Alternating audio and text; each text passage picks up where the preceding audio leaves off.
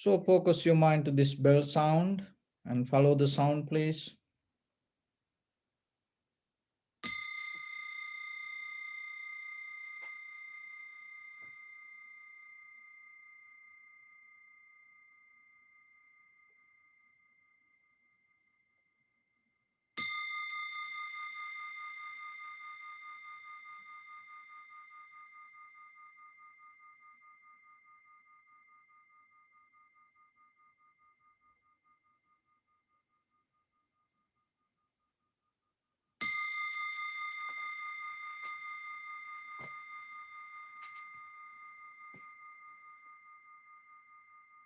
Namo tassa bhagavato arahato samma sambuddhassa.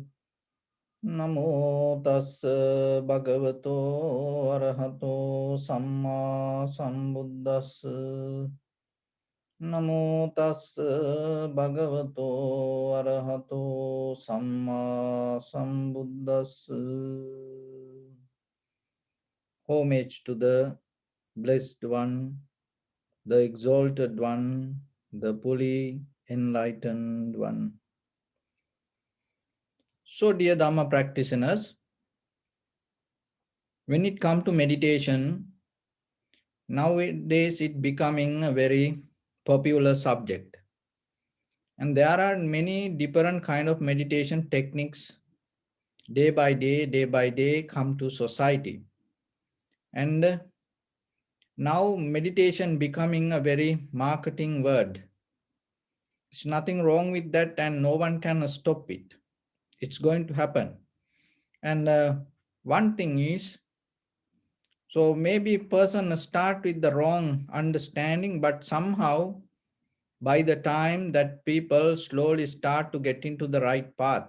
So, but yourself, you have to remember to learn the fundamental qualities, fundamentals, and the basic very carefully and with clear understanding. So that will give you a overall good, clear view regarding your practice. So when it comes to meditation, it's mainly based with the mind. So in English, we call mindfulness, and another is meditation. This both connotations, when we go to the connotations of the meditation and the mindfulness, not enough to explain the very clear idea of the bhavana. So the bhavana is the original Pali word. So Buddha explained what is the bhavana means in his own word. And according to that explanation, bhaveti kusaladhamme aseveti vaddeti bhavana. So what is that mean? So the bhavana is, this is the thing. In the beginning, you have to understand the very nature of the mind. So mind is not located in one place, or it doesn't have any kind of like the different permanent pattern to be. So the very existence itself is your mind. There is nothing exist. There is nothing you can experience beyond your mind. So whatever you experience is your mind. Mind is all over your body. And it's like a flux. It's like a network. It's like a nest. It's like a spider web. So it's all over, interconnected. And it's always happening. It doesn't matter you do the meditation or not. So meditation and mindfulness now very famous. So we have to get that word. And somehow we have to transform that word to the original meaning. So there are two ways when we use the language. Sometimes you can go into the original meaning and you can use that meaning. And sometimes you have to get the word and then you have to inject the original idea to that word. So now meditation and the mindfulness is very famous, well known, everyone know this word. So then what we have to do? We have to include the original meaning to that. It doesn't matter whatever the meaning it came. So So practice point of view, we use meditation and the mindfulness. So you should know when we use that word, that's mean bhavana. So the mind is always happening 24/7, non-stop, from birth to death. It's always you experience things knowingly, unknowingly, consciously, unconsciously. So somehow the mind happens. So then what is meditation means? So for that we have to get an example, because the very meaning, the cultivation of the mind. So then let's get an example. What is the meaning of the cultivation? Just go to the farmer. Just look. You can put any seed anywhere, and maybe if the necessary facility is there, that seed will grow. But farming is not like that. What the farmers does, they use the same ground, but they prepare it in a very special way. So if you can plant a tree just in the ordinary way in your garden, and at the same time you can plant that tree in the middle of the jungle, that is still that tree going to grow in a certain way. So like that, the farmer in the beginning it start to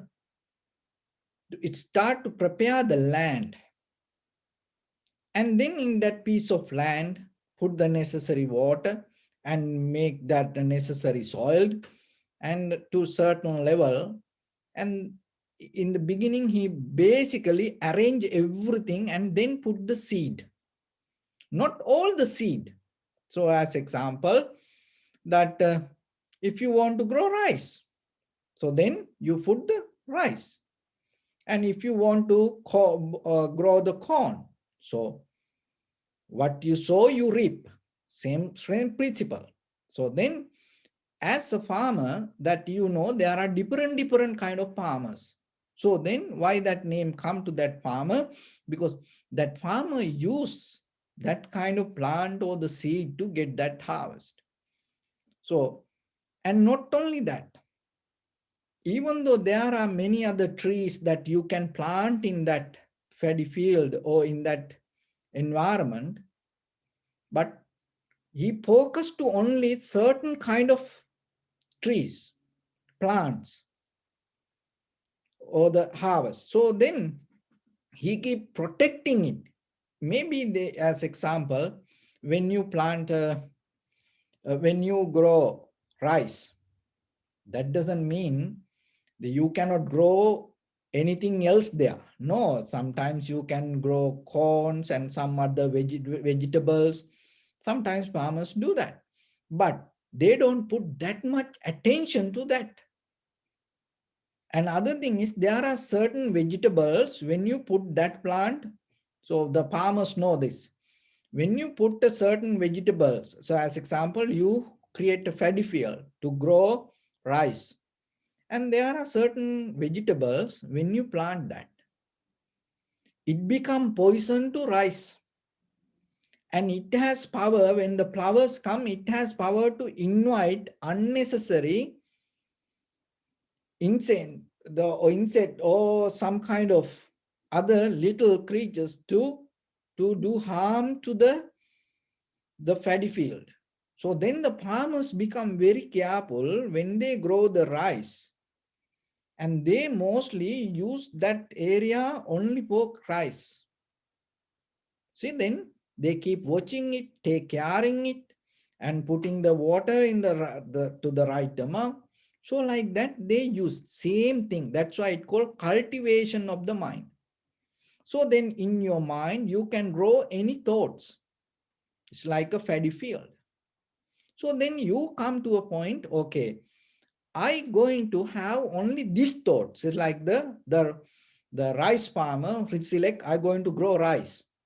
And if the corn, that person go for the corn. Or the chili, if the farmer want to grow chili and he select, okay, in this area, I going to put chili. So like that, you come to a point to decide, I going to be with only this thought. So that is what called nimitta. So the nimitta means you select a place, workplace to do certain work in that place. You don't do everything in that place. So once you select as a nimitta, maybe observing inhalation, exhalation, or contemplating the Buddha's qualities, or contemplating the loving kindness, and contemplating the death. So like that, you can get anything and you can keep follow that. So then it become, your mind start to go with it. So then that is what called cultivation. So the cultivation of the mind mean you come to a point to stay with one thought, one mental object. So once you start to, because the very nature of the mind always go here and there, we have many, many mental objects. So now you select one object and you stay there. And if the mind go here and there, suddenly when you close your eyes, boom, you cannot go into that. Why? Because your very behavior, nature, it used to go here and there. But little by little, you train your mind. So like the wild animals, horse or the elephant, when they bring from the jungle in the beginning, people not going to play with them, no, and they protect very well and put in a cage, and then provide necessary food and everything, and take care. They don't go close that much. But little by little, once the animal become calm down, relax. So have you seen when you go to watch circus, how the uh, how the people play with animals, very dangerous animals, tigers, lions, the elephants, and see how the people go, they use the horses. So like that. So your mind also, little by little, you tame, you slowly, little by little, you maintain. And then you come to a one single thought and stay there,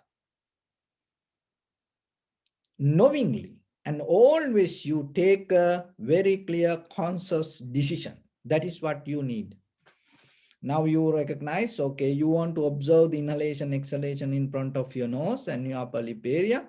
That is your conscious decision. So then what happening if the mind go here and there, you recognize your mind somewhere else. Then again, you bring it. So that is your conscious decision. Again and again, in the beginning, you have to have some effort to do this. So that is what practice.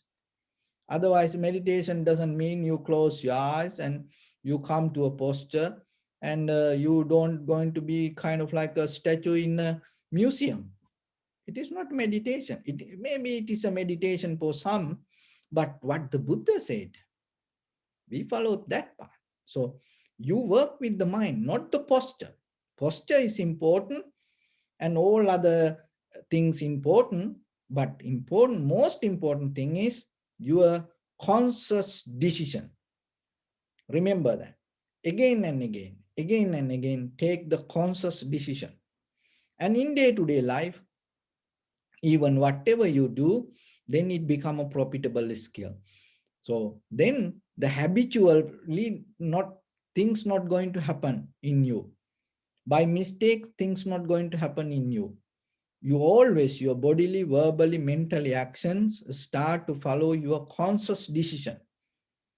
That is where you become your master. You become your own teacher. You become your own guru. You become your own boss.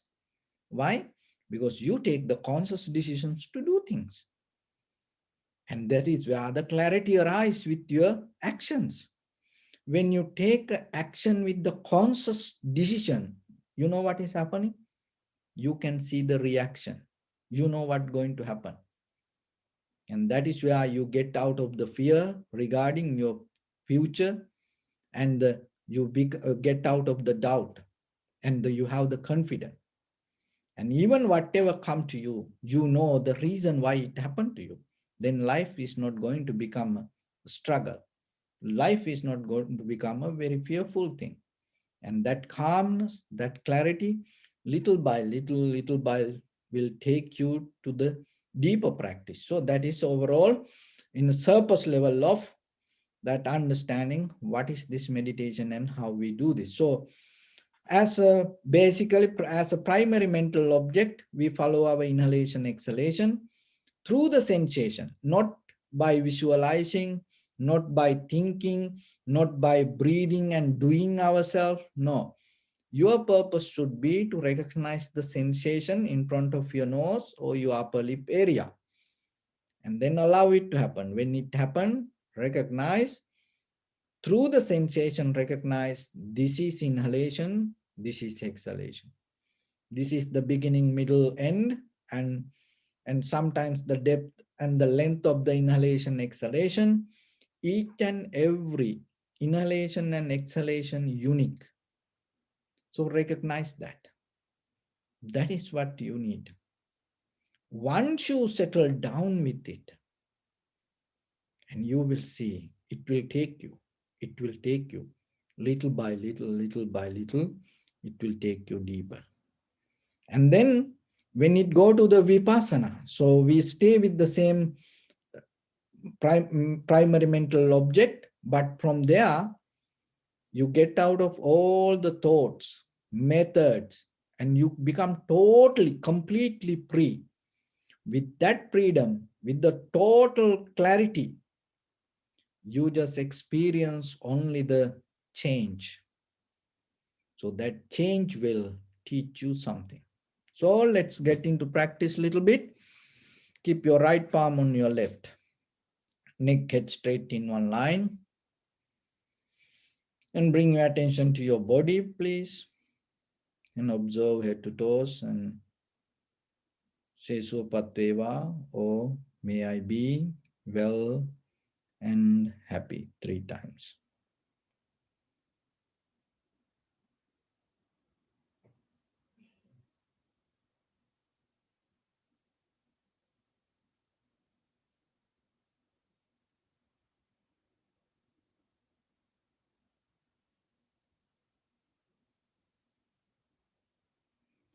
Take a moment and think. We gathered here in this moment to practice this ancient meditation technique.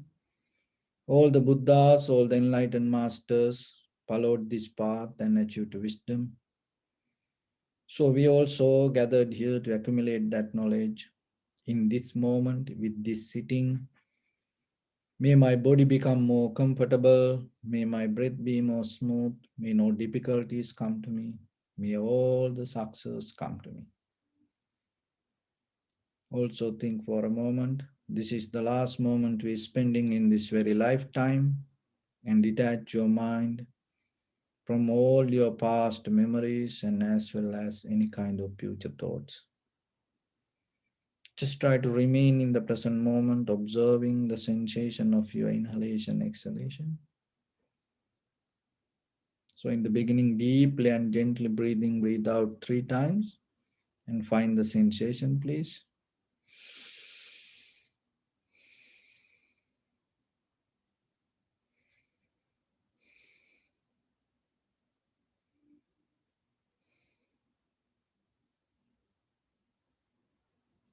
Just allow your inhalation, exhalation to happen itself.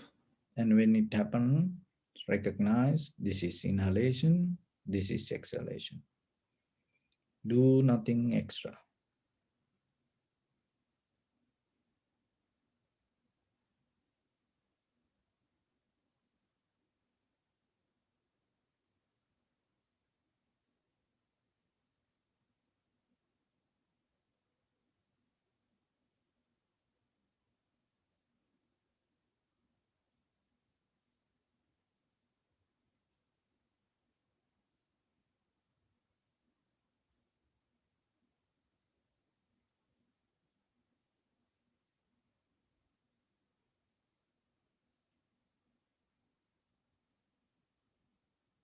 If your mind go here and there, bring it back again and again.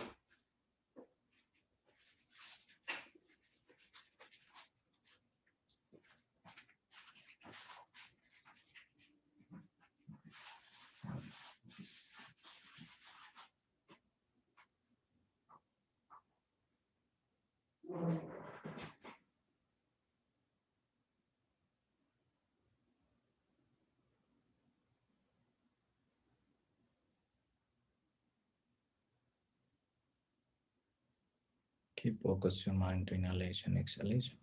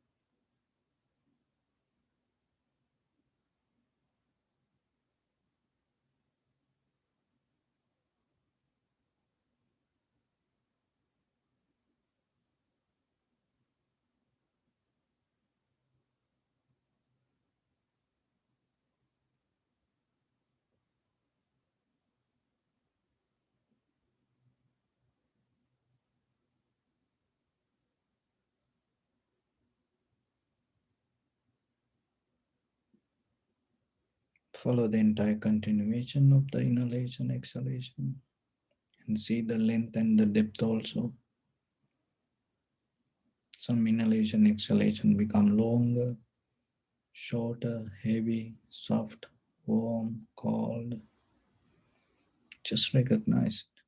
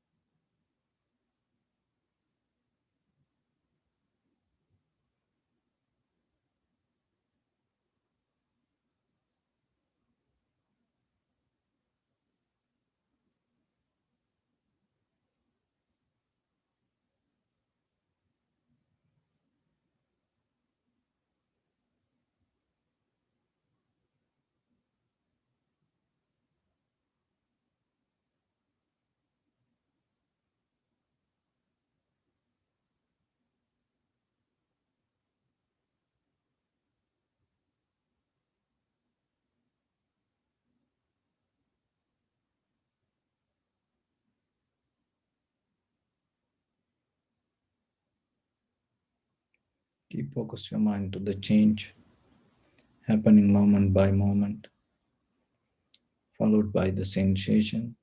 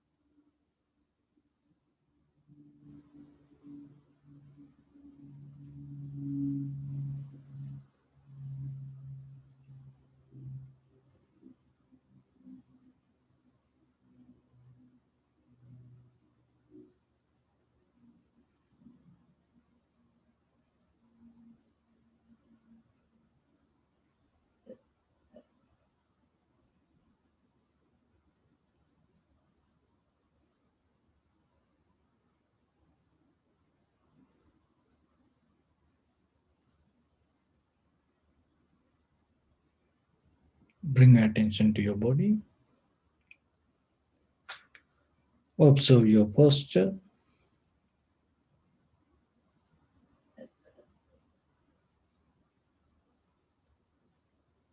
We cultivate loving kindness and compassion in our heart and radiate it as a light through entire your compound, village, city, state, country, world, around this universe.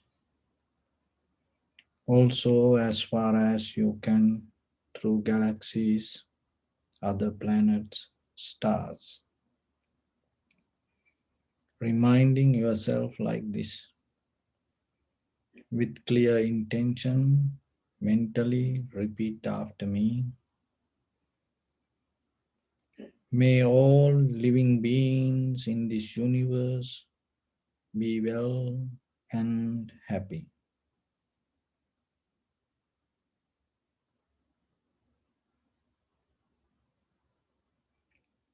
May everyone be happy and safe,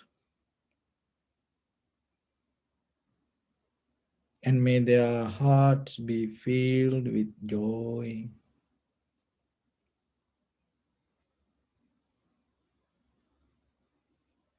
May all living beings live in security and in peace.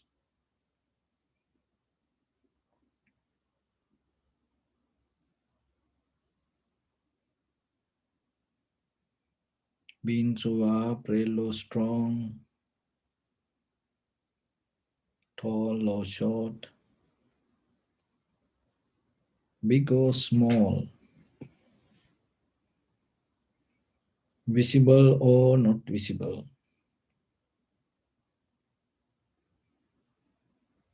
near or far away,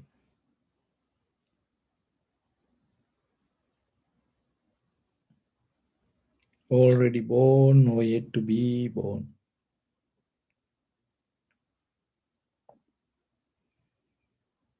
May all of them dwell in perfect tranquility.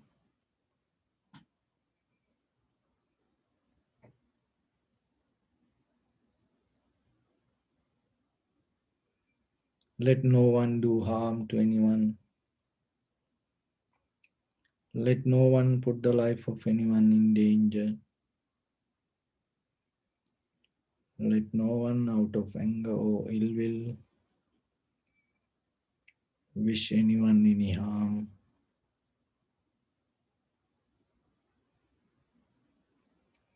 Expand the loving kindness and compassion beginning from your heart forward.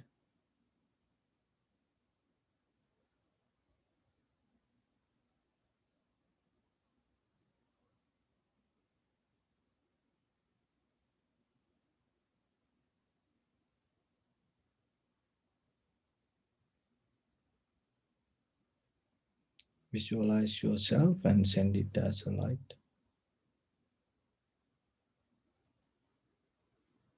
to your backside,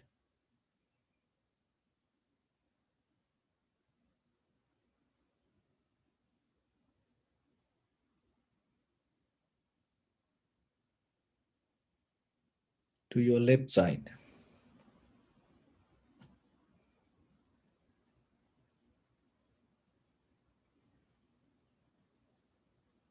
and to your right side.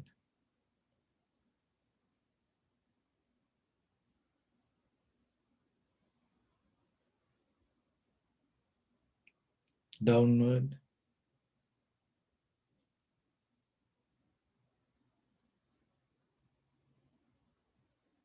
and upward.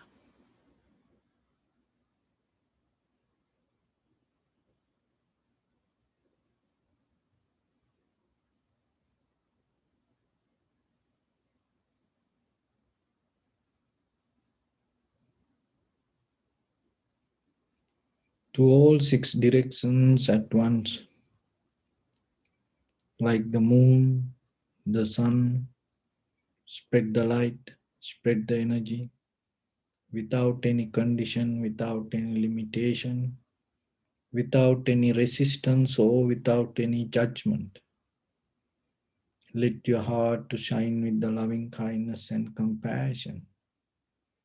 From the bottom of it, with the maximum effort to the highest.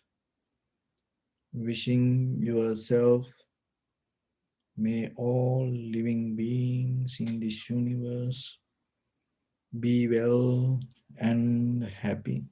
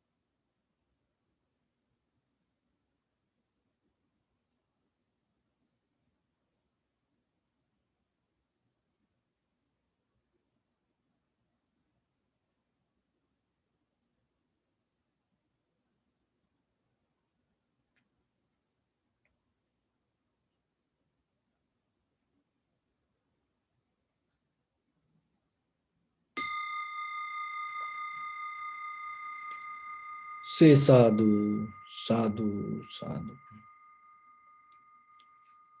So, dear Dhamma practitioners, there was a priest had a temple very close to the ocean, and the village people always come to pray for this place. Suddenly, one day morning, people ran to the temple and told, "Oh priest, the water keep coming towards the land. Let's run." So the priest told, "In my whole life, I was keep praying to the God. I am the one who have the connection with the God. Why I have to follow your command? I have to wait here till the God come. And if the God appear and tell me something, I will follow that. Otherwise, I'm not going to listen to you. You are just my follower. You are just my student. So I am the master. Why I should follow you?"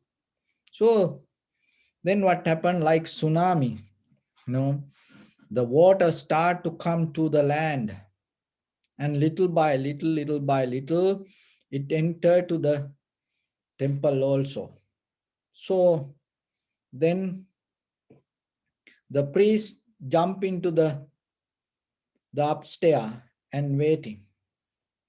And then the rescue boat came and told priest, "Jump to the boat, jump to the boat, because the water keep coming, water keep coming." Then everyone, already moved out of this area. So jump to the boat. And the priest told, "Why I have to follow you? I am the one who used to talk to God. You know, so I have the trust, I have the faith to the God. So I'm not going to listen to you. I will wait and God will do something." And then water keep, rising little by little, little by little, and he couldn't stay in the upstairs. Then he jumped to the roof. Then what happened? The rescue helicopters came and put the rope and told, "Please hold this and we're going to take you." But he told, "No, no, no, don't worry. The God will take care of me, because I am the one who used to pray for the God, and I am the one who capable to have the communication with the God, and the God didn't appear yet. I will wait. So then what happened? Little by little, the water became more aggressive, you know, and even he couldn't stand on the top of the roof, and almost, it came to the lower lip area, the water level, and it's very, barely, very difficult, hold the breath little bit. And then the God appeared, and the priest got so mad about the God, and I sacrificed my whole life, and I used to pray for you, and you didn't do anything for me. This is how you're going to treat for us. So the God appeared in front of him with a little smile and asked, what happened to you? Why are you struggling? So then he got so mad and told her, see, I'm almost died. Now you appeared. What's the point appearing now? Because I'm going to lose my life. So the God told, I sent the village people and you didn't recognize. And I sent the boat, you didn't recognize. Even I sent the rescue helicopters, you didn't recognize. So don't blame to me. So, dear Dhamma practitioners, you have to remember when it comes to spirituality, when you have the faith regarding something, nothing wrong having faith, but there is a two different way, having faith and recognition. So if you develop the faith to recognize something, and that recognition will show you the path. But if you whatever you believe, if make you blind, and if it is not allow you to recognize, you're going to have a hard time out of your own spiritual practice. That not only you, and you will give a hard time to other people also. So see that the recognizing the person is something else.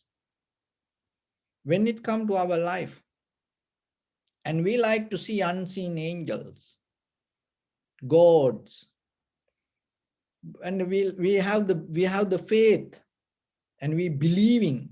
There's nothing wrong with that. But we cannot sometimes recognize the angels whoever live with our parents, with our brothers, sisters, or with our family members, with our neighbors, and sometimes with very unknown people suddenly appear to our life and help for us. So sometimes we don't see that, and we hold it to ideas, we hold it to believing, and that believing, that idea sometimes make you blind. Once you become blind with the believing, no longer you cannot, that you can't grow anymore. So then remember, always, so whatever the spiritual practice that you go follow, always remember, develop your recognition. Use that all the material, that whatever, use that all the teachings to develop your recognition, because that is the most powerful thing that you have. So when you have the recognition is the key going to develop your path. So how you can get into the recognition? So when it comes to the Buddha's teaching, especially through this meditation practice, to get into this practice, you have to have 4 qualities. Always you have to develop it.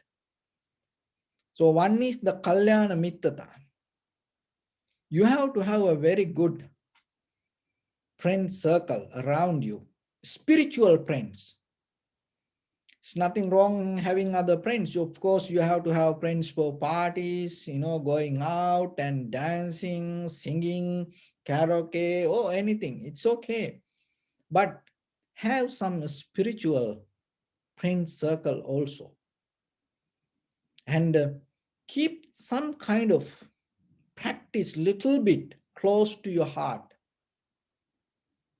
And always look for the truth. So that the spiritual practice used to go towards the truth. That is what the Theravada tradition is so different than others. It's called the orthodox. The very meaning of orthodox, holding to the truth. When it comes to the community of the Sangha, it doesn't matter the king or the president or the nation or the prince or the families. It doesn't, sometimes they come with the different views. But from ancient time, 2600 years to today, the community of the Sangha, this Theravada tradition, they always give up that all other connection, that they hold it to the truth. And sometimes in your life also that situations come. The truth is something else. Maybe your best friend, your boyfriend, your girlfriend, your husband, wife, your children, your parents, your neighbors, your brother, sister, stand with something totally go against the truth. So then what happened to you? You see the truth, and then you have something else from the other side to select. So if you stand with the Dharma, forget about that, whatever the connection that you have, you always stand with the truth. That is the quality of the Buddha's teaching. That is what called Theravada. It's called, that is what even any other religions also have this group, the path. Orthodox. Orthodox mean hold it to truth. And sometimes we jump to other side. And you heard the word called naughty. So then all the naughty people in the spiritual path give up the truth and jump to the other side.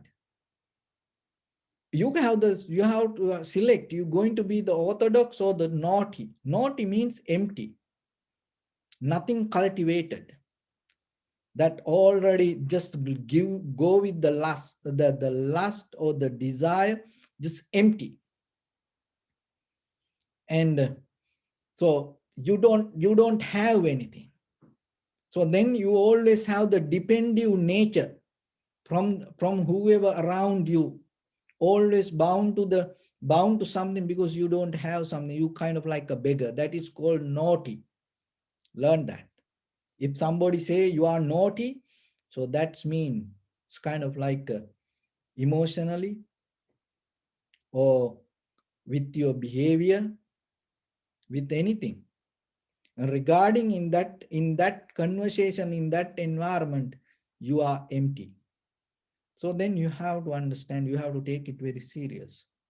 It's like a sign. It's like a giving kind of like a wisdom to yourself. Then you have to find something for you. What you can find?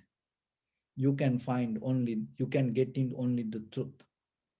Because when people become empty, they go into sometimes other situations. Look at the society. I give a simple example with the material world.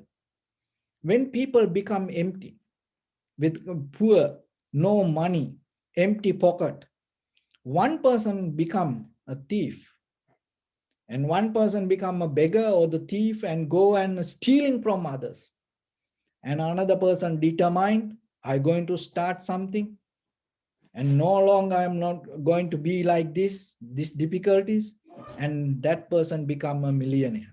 See, one person go towards becoming a beggar or the thief, and another person go towards the millionaire. See, the both open the path when that person was empty, but it is the choice. So you want to be naughty or you want to be orthodox. So it is your choice. For that, that's why you have to have a very spiritual friends also. All are the friends you need in any kind of people. All are people, but at the same time, find some people, keep their connection with you, and have some spiritual friendship. Develop that. Not kind of like a teacher and a student. No, it is not like that. You have to have friends, whoever practice the go with the spiritual. How you can find that kind of people? When you meet that people, when you talk that with that people, if that people always try to make with the profitable things in their life, rather than talking about others' mistakes, or rather than trying to put into trouble somebody or make jokes regarding somebody, always try to help you to get out of the greed, hatred, and the delusion. So then you find that person and you stay with that. Keep that connection, nourish that connection day by day, day by day, day down. The second quality, you have to have the Sadhamma Savana. That means you have to have the the the intention to listen to the Buddha's teaching. So before you go into the Buddha's teaching, you have to develop the idea to listen. So remember that as I mentioned in the beginning, the faith and the recognition, how the faith can transform to recognition. When you develop the listening as a quality, that is where the recognition going to happen. The listening is the key to recognition. Be a person to listen some and develop it as a profitable skill. Listen to your parents. Listen to your husband, wife, children, friends, and maybe they are wrong, but you develop the quality to listen. And when you develop that quality, when you master that quality, you recognize who they are. That recognition will help you to change them. Because if you don't recognize who they are, how are you going to help them? How are you going to change them? But once you recognize, oh, this person like this person have the greed or the hatred or the anger or the ignorance, then you can help. And giving a book or taking somewhere and having a good conversation, and little by little, you can transform that person to something. So you are the one who can do that, not somebody else. So then the quality that you have to develop, listening. When you have the idea to listen, that will take you to recognize. So in meditation also the same, that recognition come when because listening is a skill, and you have to learn, you have to be patient to listen. So that will help. It is just not only one action, entire your body react in that moment. If you develop, if you mastering listening, this entire universal, all the stars going to be with you. It's nothing come against when you start to listen. So that's why develop it as a skill. Learn to listen to your body. Learn to listen to the bird. Learn to listen to the nature. Learn to listen to the trees. Learn to listen to the cloud.